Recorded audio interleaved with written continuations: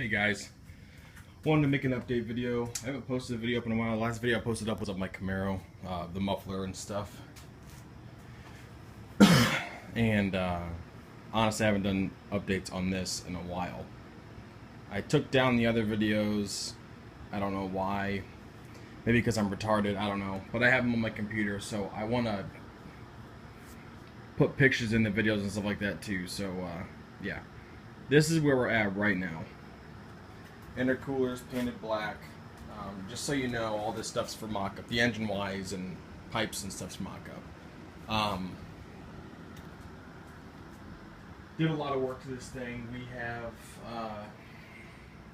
I a lot of hours in this car.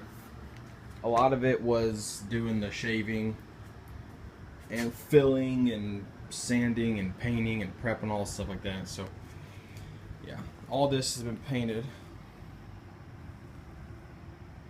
I need to polish it one last time with an actual polisher, buff and polish it, and then it'll stand out like pretty good. But yeah, so engine and stuff's in for mock-up. I shortened the actual throttle cable, and that's all done. We relocated the cruise control, so it sits up here in the cowl. Boost controller. So the two lines are right here. This line here will come up and go to the compressor housing, like that. That line down there will go down to the wastegate. And then this is how that's gonna be. So it'll sit like that. The V-band won't poke up. It'll sit back turned. So it'll be like that. And with all the belt and everything on, nice and tight. There's clearance. Back here, the T-bolt clamp is hitting the alternator, but if I grind that down a little bit, it'll be fine. But yeah, so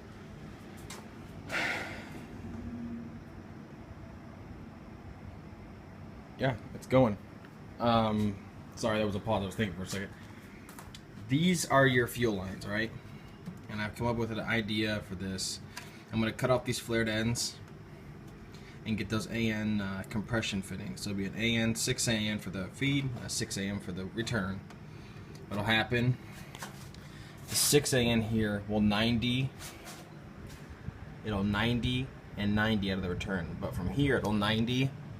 Turn down, they'd be like one of those inline filters. The inline filter will be here and bolt right here.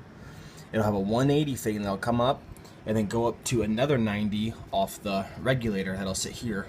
So that's the in. On this side will be the return. So the return will 90, it'll loop back around and go to the 90 right here. On the bottom of the regulator will be a straight AN fitting, or possibly like a 45, or maybe even a 90.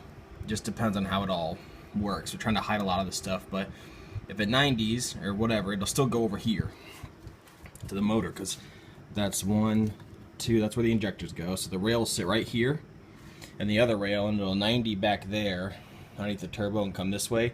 There'll be a crossover. So there'll be a line that just connects both fuel line rails together through a crossover. So you have a crossover line, then you have both these that'll come back and hook into a Y that'll connect into the regulator, and that's your fuel system. Done.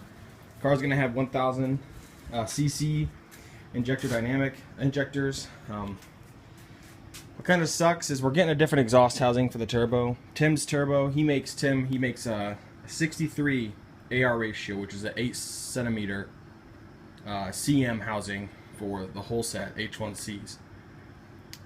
This is an 18.5 CM exhaust housing. It didn't start spooling till like 6,000 RPMs. And by spooling, I mean like barely anything.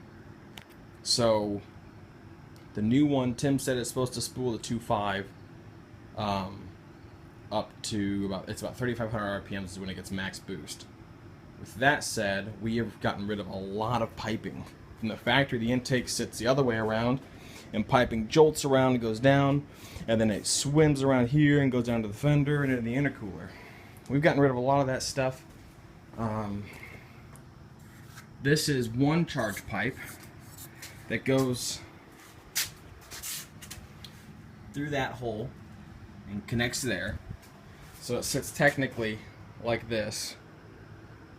And it connects straight there. So that gets rid of a lot of piping. I mean, from what I've measured, we've gotten rid of 54 inches worth of piping, which that's almost almost a little over 5 feet or something like that. So that's pretty crazy. We're retaining AC and everything, so that's pretty cool. But crap. But yeah, so that's what's going on. We gotta get STI cams. I've done a lot of rerouting of wires. The harness is in. The engine harness isn't, but the harness is all in. It all sits tucked, and it goes up through there. Wiring harness comes down, secured, fuse box is there, ducks down, it goes under here. That's the fuse box right there, comes out there, goes over. Those are the only lines that will come out of that side. Period. That's it. And that's the only lines that will come out of that side right there. I haven't wrapped them yet because I might have to shorten some of them to make them all fit right. But my brother's wanting to redo those brake lines, which I understand that.